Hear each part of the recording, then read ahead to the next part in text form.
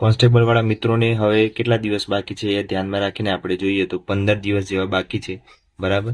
તો 15 દિવસમાં રિવિઝન કેવી રીતે કરવું જોઈએ એની વાત કરીશું, અને પેપર જે આવે છે એ પેપર છે એ અટેમ્પ્ટ કેવી રીતે કરવાનું, પહેલા કયો પાર્ટ કરવાનો, પાર્ટ એ કરવાનો કે પાર્ટ બી કરવાનો, બરાબર, એની વાત કરીશું. તો બધું આજના વિડીયોમાં કવર કરી લઈશું.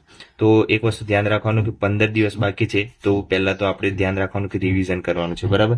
રિવિઝન કયા કયા સબ્જેક્ટનું કરવાનું છે, તો બધા સબ્જેક્ટ બને ત્યાં સુધી એકવાર રિવિઝન થઈ જવા જોઈએ. અને પછી શું કરવાનું છે, કરંટ ઉપર ધ્યાન રાખવાનું છે. કરંટ વધારે સારું હશે તમારું તો એક્ઝામમાં સરળતાથી યાદ રહેશે. તો 15 દિવસમાં તમારે કરંટ વધારે ધ્યાન આપવાનું છે. આખા દિવસમાં કરંટ કરવાનું અને પછી એક બીજું સબ્જેક્ટ લેવાનું જે રિવિઝનમાં કરવાનું હોય, બરાબર. તો 15 દિવસમાં આટલું કરવાનું છે, બીજું કંઈ ખાસ કરવાનું નથી.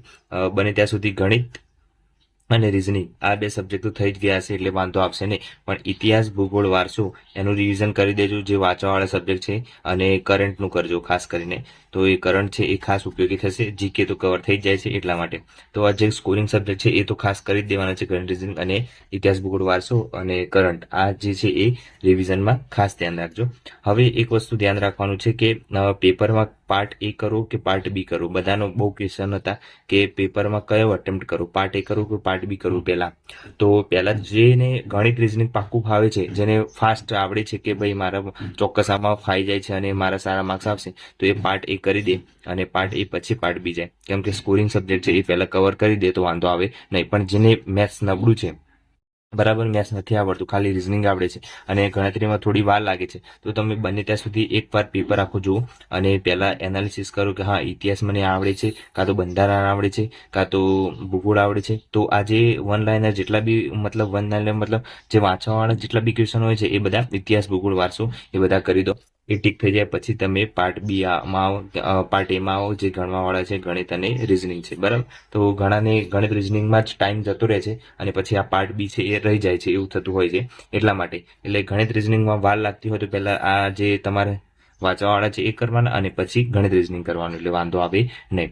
તો બને ત્યાં સુધી એ રીતના કરશો. હવે પેપર અટેમ્પ્ટ કરવું હોય તો પેપરમાં અટેમ્પ્ટ કેવી રીતે કરવાનું, બધાને મોસ્ટ ઓફલી એમ થતું હોય છે કે પેપર અટેમ્પ્ટ કેવી રીતે કરવાનું. તો એક્ઝામ્પલ રીતે આપણે જોઈએ તો આ પેપર છે મારી જોડે, બરાબર, સિમ્પલ. તો આ પેપર લીધું છે મેં અને આ પેપરમાં ક્વેશ્ચનો આપણને આપેલા છે બધા અલગ અલગ. તો એ ક્વેશ્ચનો આપણે જોઈએ. તો જેમ કે આ ક્વેશ્ચનો છે બધા, તો ગ્રીન ઓપન એક્સ નિયમો 2000 હેઠળ આ ક્વેશ્ચન મને નથી આવડતો, તો આપણે આમ થોડી ચોકડી કરી દેવાની, બરાબર, નથી આવડતું. પણ ટીક કેવી રીતે કરવાની બધું આજે આપણે જોઈશું.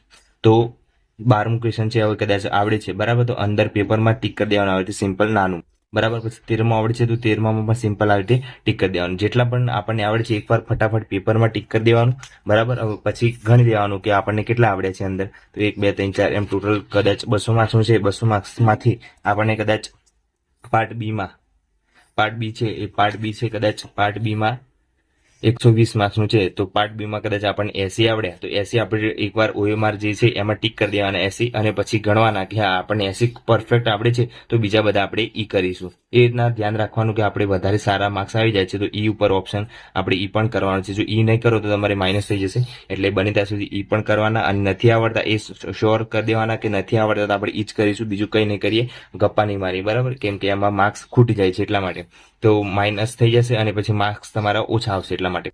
તો પાર્ટ એમાં કદાચ તમારે પાર્ટ એમાં સારા કવર થઈ જાય છે તો પાર્ટ બીમાં મેક્સિમમ માપના કરી દેવાના, એટલે વાંધો આવે નહીં. અને કોઈને પાર્ટ બીમાં કવર થઈ જાય છે તો પાર્ટ એમાં માપના કરવાના, એમ. એટલે 40% ક્રાઇટેરિયા પાર થઈ જાય એ રીતના ટાર્ગેટ રાખવાનું. એટલે કોઈ એકમાં 40 ક્રાઇટેરિયા થઈ જાય તો બીજામાં ખેંચી લેવાના, બરાબર. તો એવું ધ્યાન રાખવાનું.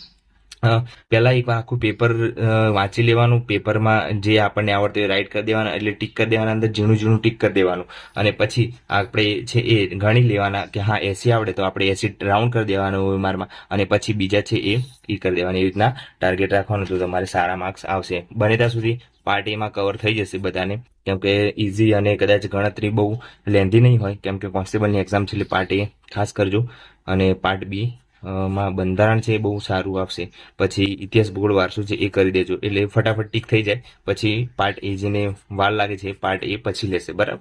અને બને ત્યાં સુધી વન લાઇનર હોય તો ફટાફટ પેપર પૂરું થઈ જાય તો પછી ગણતરીના જે ટાઈમ રહે 1 કલાક કે 1.5 કલાક જેટલો, 3 કલાકનું પેપર છે તો એવું સમજવાનું કે 1.5 કલાક આને આપીશું અને 1.5 કલાક આને આપીશું, બરાબર. વધારે આને ટાઈમ જશે તો આ કદાચ તમારે 1 કલાકમાં પૂરું થઈ જતું હોય ઘણાને, તો 1.5 કલાક 2 કલાક આને આપવાના, એવું બધું તમારી રીતે સેટ કરી લેવાનું. પણ બને ત્યાં સુધી આ રીતના પ્રેક્ટિસ કરવાની. અને બીજું કે અત્યારે રિવિઝનમાં શું શું કરવું જોઈએ, તો રિવિઝનમાં બને ત્યાં સુધી કરંટ અફેર કરજો. કરંટ અફેર છે એ આઈસી રાજકોટનું વાંચી લેજો, વાંધો નહીં આવે. કરંટ કરવાનું છે, પછી બંધારણ કરી દેજો, અને ઇતિહાસ, ભૂગોળ અને વારસો, આ આટલા 5 સબ્જેક્ટ પાકા હશે તો વાંધો આવે નહીં. ગણિત અને રિઝનિંગ તો ગણવાના સબ્જેક્ટ છે, તે એ તો કરી જ લીધા હશે બધાએ અત્યારે, ખાસ કરીને બધાએ કોર્સ પરચેસ કરીને ગમે તે. તો એકવાર ગણિતના જેટલા બી સૂત્રો છે એટલા ખાસ કરી દેજો. સૂત્રો ખાસ કરી દેજો, ગણિતના સૂત્રો પૂછાતા હોય છે એટલે. અને રિઝનિંગ તો બધાને આવડતું જ હોય છે એટલે ગણિતના સૂત્રો ખાસ કરી દેજો. અને એની કોઈ બી પેટર્ન હોય ગણિતની તો એ શોર્ટકટ ટ્રીક યાદ રાખજો. બધા લેવલવાળા એટલા બધા પણ પૂછાય નહીં, કેમ કે પીએસઆઈના પેપરનું ખબર છે એટલા માટે, બરાબર. તો આ રીતના પેટર્ન ફોલો કરજો તો વાંધો નહીં આવે. પેપર 200 માર્ક્સનું છે તો 120 અને 80, બરાબર. તો 80માં તો વાંધો આવશે નહીં. ગુજરાતી 20 માર્ક્સનું છે અને રિઝનિંગ 30 માર્ક્સનું, એટલે 50 તો એ થઈ જશે. અને ગણિતમાં 30 માર્ક્સનું છે તો 20 માર્ક્સ જેવા કવર કરી દેવાના એમ. અને 120 છે એમાંથી બંધારણ 30 માર્ક્સનું છે એટલે વાંધો આવશે નહીં. બંધારણ એકલું 30 માર્ક્સનું છે એ કવર કરી દેશે.